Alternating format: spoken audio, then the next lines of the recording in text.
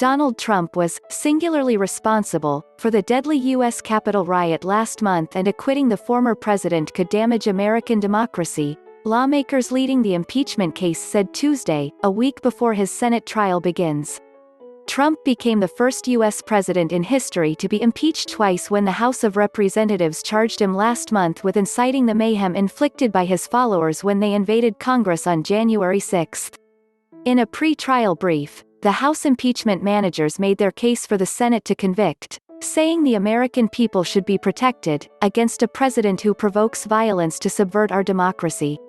Trump's impeachment was triggered by a speech he delivered to a crowd on the National Mall just before the riot, telling them Joe Biden had stolen the presidential election and that they needed to march on Congress and fight like hell.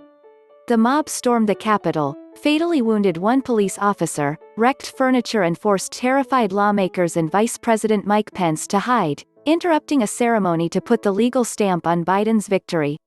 The 9 impeachment managers, all Democrats, argued in their sweeping 77-page document that Trump's speech had whipped the crowd into a frenzy.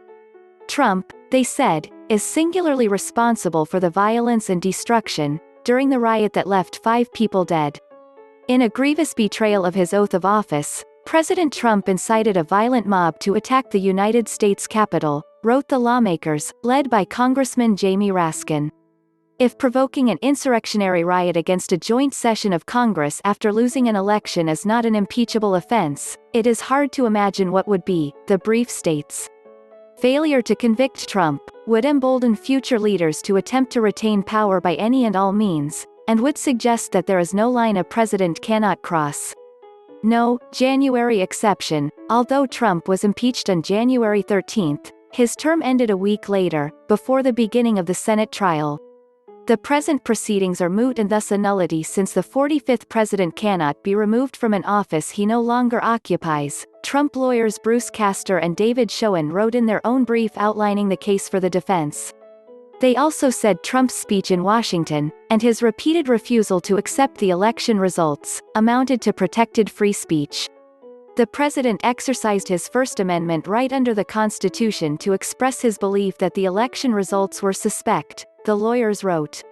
But House Democrat Adam Schiff, lead manager in Trump's first impeachment trial, which ended in acquittal in early 2020, said such a defense was a false argument.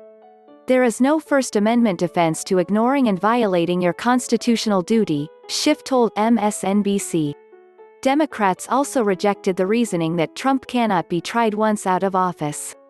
There is no January exception to impeachment or any other provision of the Constitution, they wrote, adding that a president must answer for his conduct in office, from his first day in office through his last. They point to multiple videos, expected to be used as evidence in the trial, which they say show Trump inciting the crowd to commit violence, and show rioters chanting, "Hang Mike Pence," and hunting for House Speaker Nancy Pelosi. The pre-trial brief also noted how rioters stated publicly that they stormed the Capitol at Trump's urging. "We were invited here by the President of the United States," one rioter yelled at police officers, according to the brief. Trump spent much of his time after the November 3 vote claiming that the election was stolen. Dozens of courts in multiple states found the argument baseless. But impeachment managers argued that Trump's constant promoting of unfounded voter fraud accusations fueled his supporters into backing efforts to overturn the election. When those efforts failed, the Democrats wrote, Trump summoned a mob to Washington, exhorted them into a frenzy, and aimed them like a loaded cannon down Pennsylvania Avenue. Asked whether the Biden administration was concerned that Trump's defense team might incite further violence by continuing to argue his claim of election fraud, White House spokeswoman Jen Psaki was cautious. "Watching the potential for violence is something that we will do closely," she said.